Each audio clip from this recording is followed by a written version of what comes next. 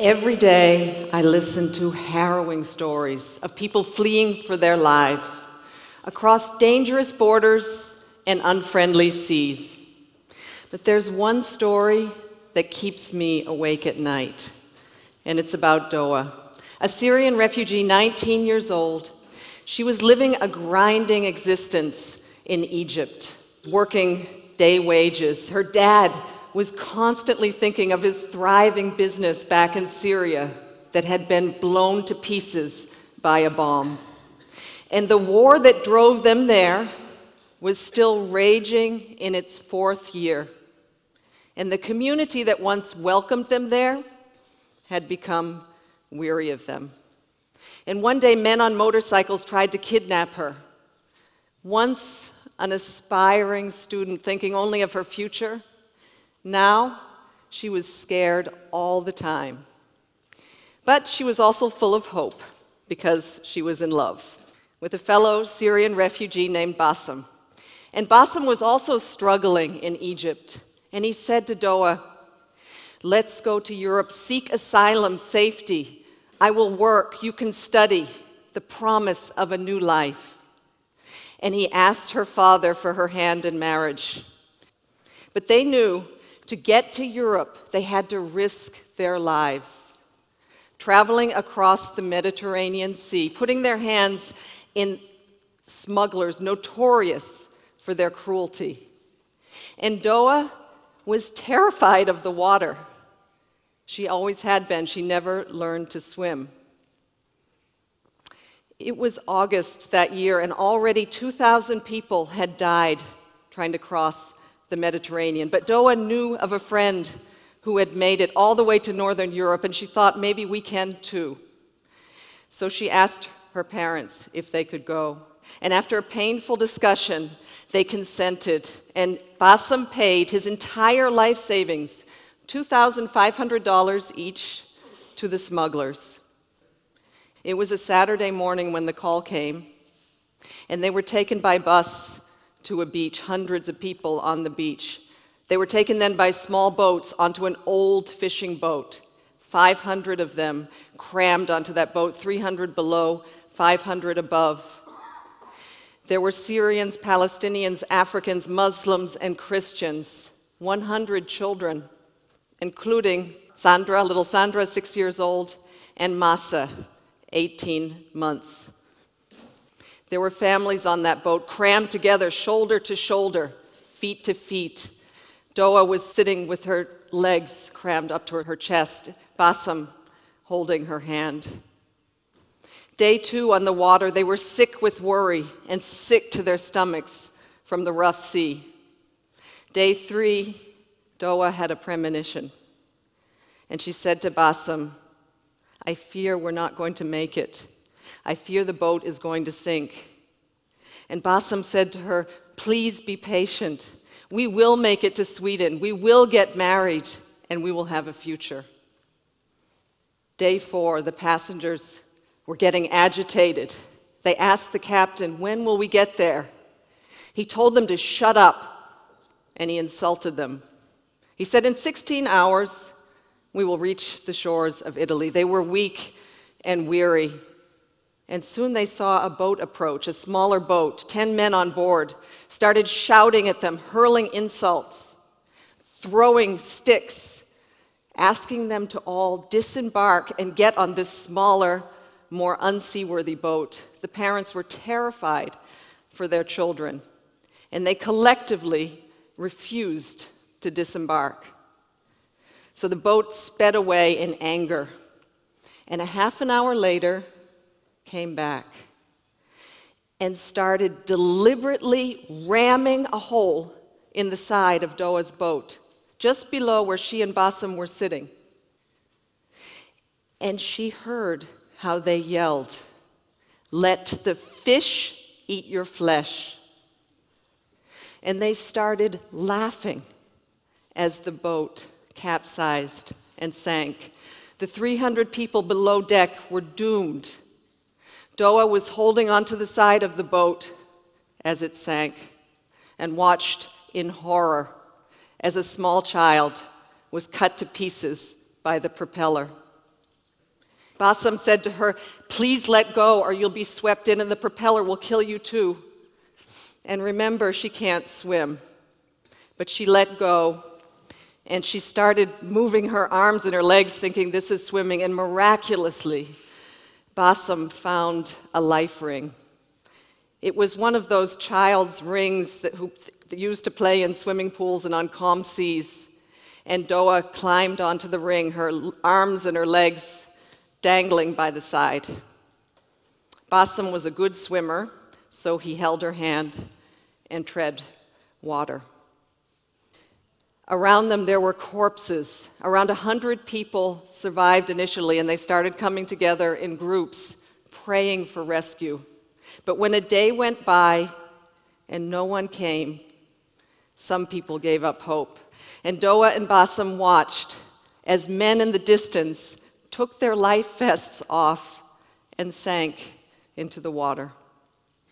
One man approached them with a small baby perched on his shoulder, 9 months old, Malik. He was holding onto a gas canister to stay afloat. And he said to them, "I fear I am not going to survive. I'm too weak. I don't have the courage anymore." And he handed little Malik over to Bassam and to Doa, and they perched her onto the life ring. So now they were three, Doa, Bassam, and little Malik. And let me take a pause in this story right here and ask the question, why do refugees like Doa take these kind of risks? Millions of refugees are living in exile, in limbo. They're living in countries from a war that has been raging for 4 years. Even if they wanted to return, they can't. Their homes, their businesses, their towns, and their cities have been completely destroyed. This is a UNESCO World Heritage City, Homs, in Syria. So people continue to flee into neighboring countries. And we build refugee camps for them in the desert. Hundreds of thousands of people live in camps like these, and thousands more, millions, live in towns and cities. And the communities, the neighboring countries that once welcomed them with open arms and hearts are overwhelmed.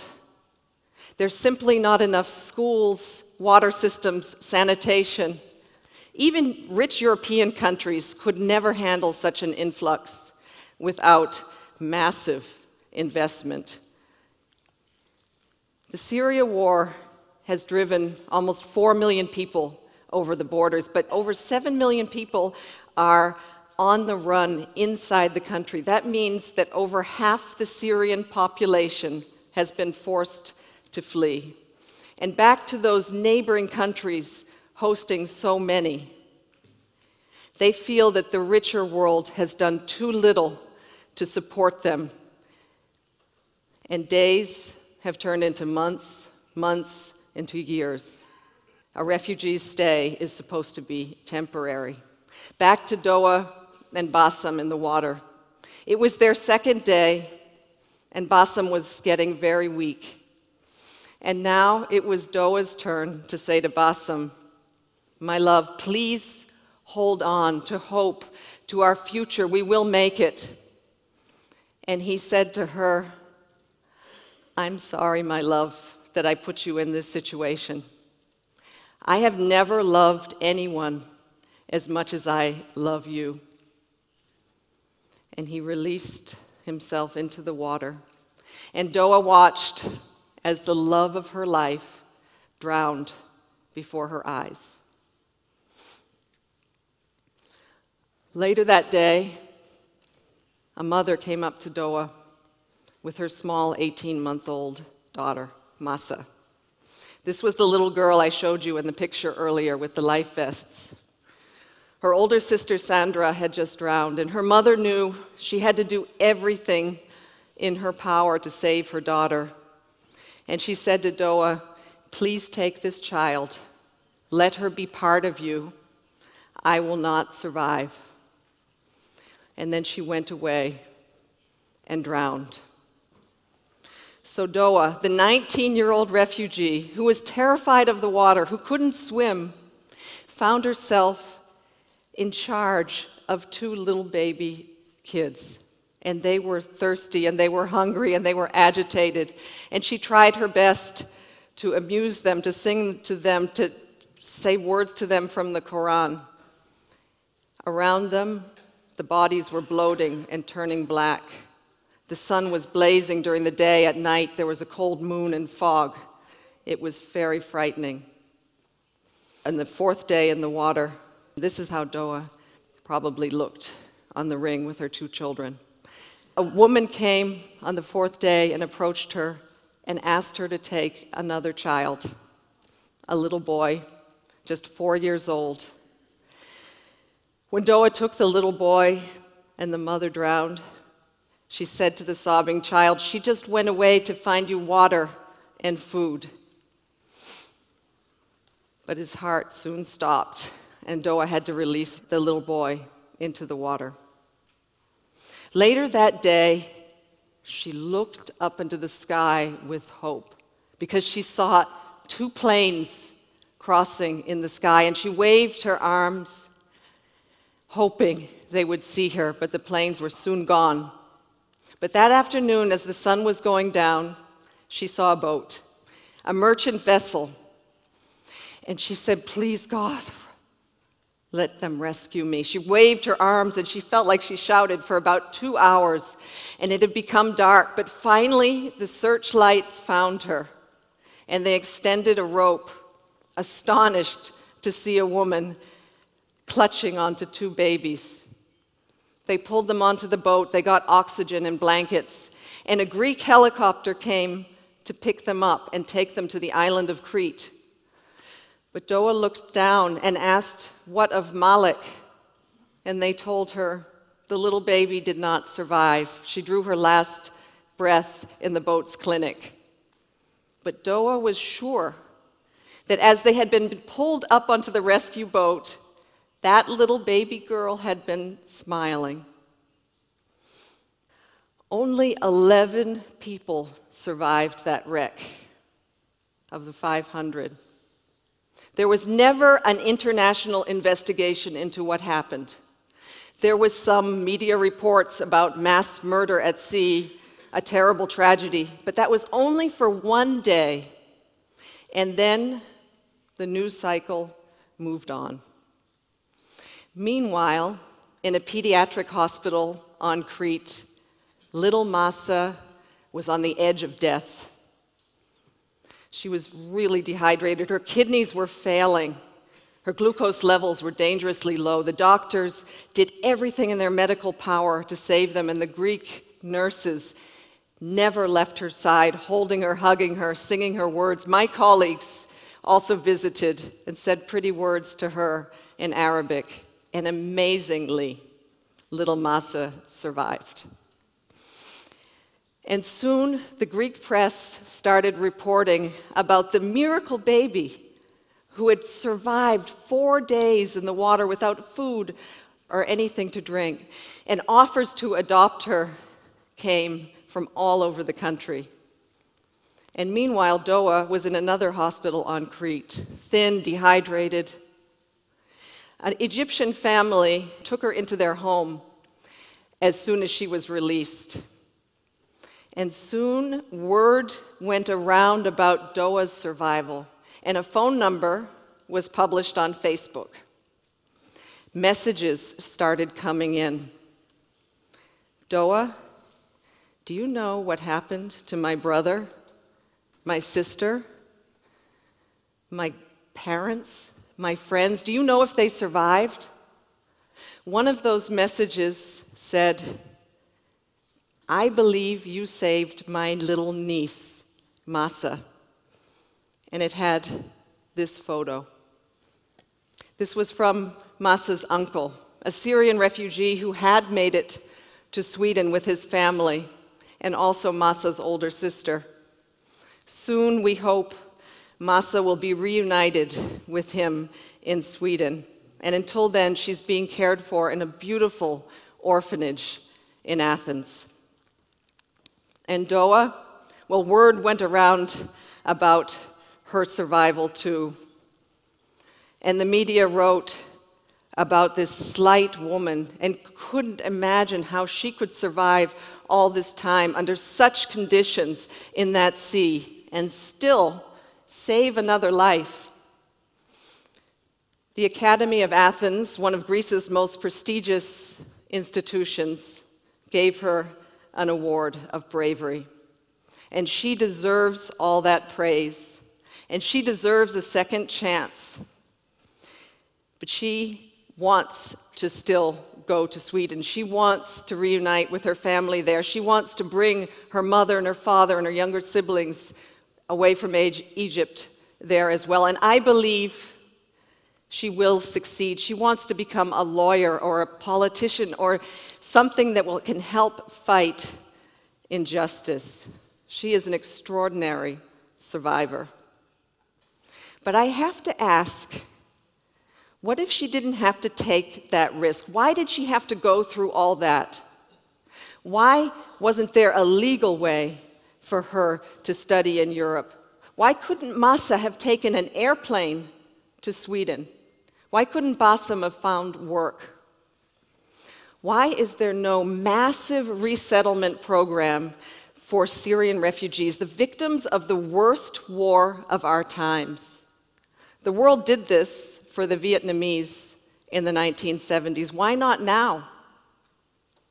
Why is there so little investment in the neighboring countries hosting so many refugees? And why, the root question, is so little being done to stop the wars, the persecution, and the poverty that is driving so many people to the shores of Europe? Until these issues are resolved, people will continue to take to the seas and to seek safety and asylum. And what happens next? Well, that is largely Europe's choice. And I understand the public fears. People are worried about their security, their economies, the changes of culture. But is that more important than saving human lives? Because there's something fundamental here that I think overrides the rest, and it is about our common humanity. No person fleeing war or persecution should have to die crossing a sea to reach safety.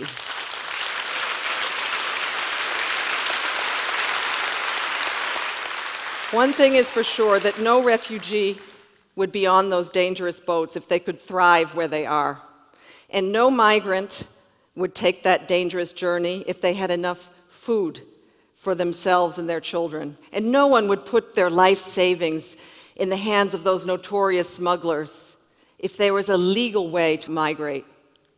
So, on behalf of little Massa, and on behalf of Doa, and of Bassam, and of those 500 people who drowned with them, can we make sure that they did not die in vain? Could we be inspired by what happened and take a stand for a world in which every life matters? Thank you.